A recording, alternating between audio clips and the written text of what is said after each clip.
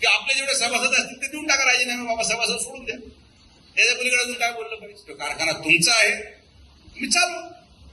आम्ही तर म्हणतो ना आम्हाला पाहिजे. मी सांगतो लिहून स्टॅम्प पेपरवर, तर शेवटच्या जोपर्यंत मी आहे तोपर्यंत गणेश सहकारी साखर कारखान्याची निवडणूक मी लढवणार नाही. दादा काय झालं, कसं चाललंय, हे लोक स्टेजवर होते, ते लोक स्टेजवर होते, फलाना होता नेमका साखरीवाला पण स्टेजवर चढला, असं झालं तसं झालं. त्यांच्या मेहनतीने एकही नवं घर वाढू दिलं नाही. हे सगळे तुमच्या कष्टाचे फळ आहेत. तर त्या सत्काराचा उल्लेख मी यासाठी केला की जे काही ते सांगायचा प्रयत्न करतायत गणेश कारखान्यासंदर्भात, तर मी तुम्हाला एक गोष्टीची खात्री तेव्हाही दिली आणि आजही देतो की या क्षणापासून किंवा त्या दिवसापासून ज्या कालावधीमध्ये आपल्या पॅनलचा पराभव झाला त्या कालावधीपासून तर शेवटच्या जोपर्यंत मी आहे तोपर्यंत गणेश सहकारी साखर कारखान्याची निवडणूक मी लढवणार नाही. आमचे लोक लढवणार नाही, आमचे कार्यकर्ते लढवणार नाही. तो कारखाना तुमचा आहे, तुम्ही चालू. आम्ही तर म्हणतो ना आम्हाला पाहिजे. मी सांगतो लिहून स्टॅम्प पेपरवर की आपले जेवढे सभासद असतील ते देऊन टाका राजीनामे, बाबा सभासद सोडून द्या. त्याच्या पलीकडे अजून काय बोललं पाहिजे? आपला कुठलाही उद्देश कोणाची संस्था बंद पाडण्यामध्ये नाहीये. जी न्यायालयीन लढाई आहे, जी हक्काची लढाई आहे, आमची लढाई दिलीपराव फक्त आणि फक्त आमचे प्रवरेचे पैसे सुरक्षित ठेवण्यासाठी आहे. कारण की ते पैसे प्रवरेच्या सभासदांचे आहेत, सुजय विखेंचे नाहीये, राधाकृष्ण विखेंचे नाहीये, ते प्रवरेच्या सभासदांचे आहेत. ज्या सभासदांचे पैसे आज आपण लावून तो कारखाना पुनर्जीवित केला, त्या पैशाच्या हक्काची लढाई आहे आणि ती लढाई लढावंच लागेल. त्या व्यतिरिक्त आमचा कोणाचाही द्वेष नाही, आमच्या कोणाबद्दल आम्हाला काही मांडायचं पण नाहीये.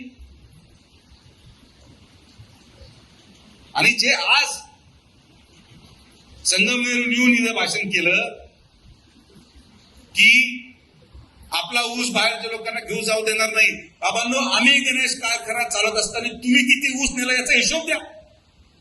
साकुरीमध्ये टोळ्या होत्या, नावं देतो मी. साकुरीमधून पण आता ऊस नेला संगमनेरनी, गणेश परिसरातून कोळपवडीने किती ऊस नेला, संजुरीने किती ऊस नेला. मग जेव्हा आम्ही कारखाना चालवत होतो तुम्ही नेल्याला चालतो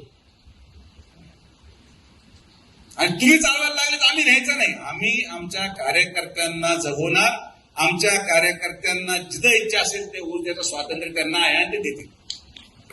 त्यांना कोणी बळजबरी करू शकत नाही.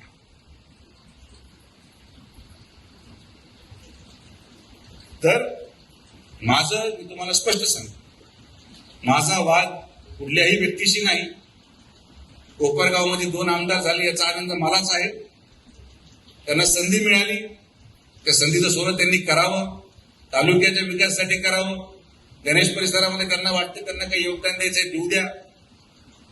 पण मी दुर्दैवाने आजारी असल्यामुळे गडबड झाली की एक सभा झाली आणि त्याची चर्चा आपले लोक करतात. कशाला चर्चा करायची कोणाच्या भाषणाची? आपण काय पहिल्यांदा ऐकले भाषण असेल? आपण पहिल्यांदा पाहिले भाषण असेल? हे जे भाषण करताय त्यांच्या समोर ऐकायला होते,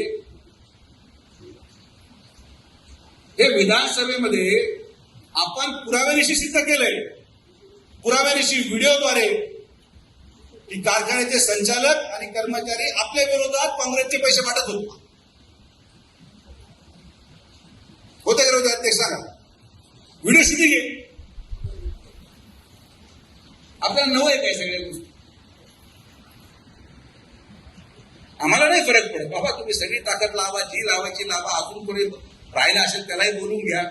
या तालुक्यामध्ये सर्वसामान्य माणसं आणि संघटनेच्या कार्यकर्ते जोपर्यंत प्रामाणिक आहेत तोपर्यंत भारतीय जनता पार्टी आणि विखे पाटील साहेबांच्या केसाला धक्का सुद्धा लागणार नाही.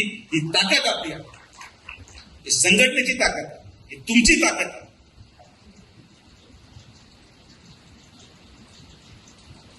तर आपल्याला संघर्ष नवा नाही, आपल्याला पुरवड्या नव्या नाहीये, आपल्याला शेजारून झालेलं अतिक्रमण नवं नाही.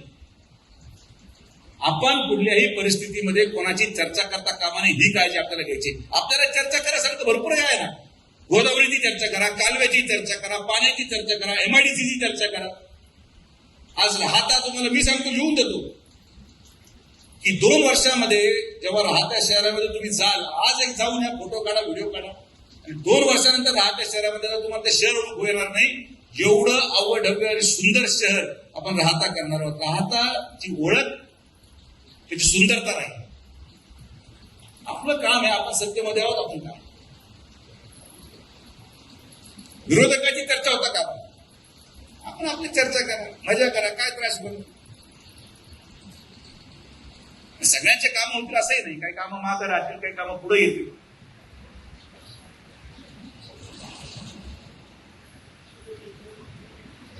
ती सभा संपली आणि मला 2-3 लोकांचे मेसेज आले, नाही दादा काय झालं, ते कसं चाललंय, आणि हे लोक स्टेजवर होते, ते लोक स्टेजवर होते, फलाना होता नेमका सापरीवाला पण स्टेजवर चढला, असं झालं तसं झालं. हा बापू, आणि SIR मध्ये जो ज्या भागात राहतो ना त्या भागात त्याचं मतदान गेलं पाहिजे. साकुरीवाला शिर्डी राहतच नको, राहतावाला साकुरीत नको. तो साकुरीत राहतो तर साकुरीत मतदान जाईल, आणि जर राहत्याचं तर मतदान राहत्यात राहील. तुम्ही सगळेजण एवढ्या वर्षापासून राजकारण पाहता करता, एवढ्या वर्षापासून आपण संघर्ष करतो. हे काही नवं आहे आपल्यासाठी यार. आपण याच्यापेक्षा मोठे मोठे षडयंत्र उघडून फेकलेले आहे. आज तर सुवर्ण काळ आहे, काही नाही आपल्याकडे. तुमच्या मताचा परिणाम पहा, हे तुमच्या मताचा परिणाम आहे, तुमच्या निष्ठेचा परिणाम आहे. 100 वर्षापासून तर 18 वर्षापर्यंतच्या प्रत्येक निष्ठेचा परिणाम आहे की आज लोकसभेच्या पराभवानंतर देखील नामदार साहेबांच्या नेतृत्वामध्ये आपण या जिल्ह्यामध्ये 12 आपले हक्काचे आमदार महायुतीचे निवडून आणू शकलो, ही तुमची ताकद आहे. याच्या अगोदर जिल्ह्यामध्ये शक्य नव्हतं. 2-3 आमदार असायचे, आज 12 आमदार आपण निवडून आणले. आपले कष्ट आहे, पक्षासाठी आहे, मुख्यमंत्र्यांचं नेतृत्व आहे. हे तुम्हाला काय वाटतं, गोदावरी सिटी 300 कोटी कशा आहेत? कारण की आपण जेव्हा मुख्यमंत्री महोदयांना म्हटलं की मुख्यमंत्री महोदय हे आमच्या तालुक्याचं काम एवढं तर झालंच पाहिजे, नाही म्हणू शकले नाही, लगेच सही झाली, सगळे काम.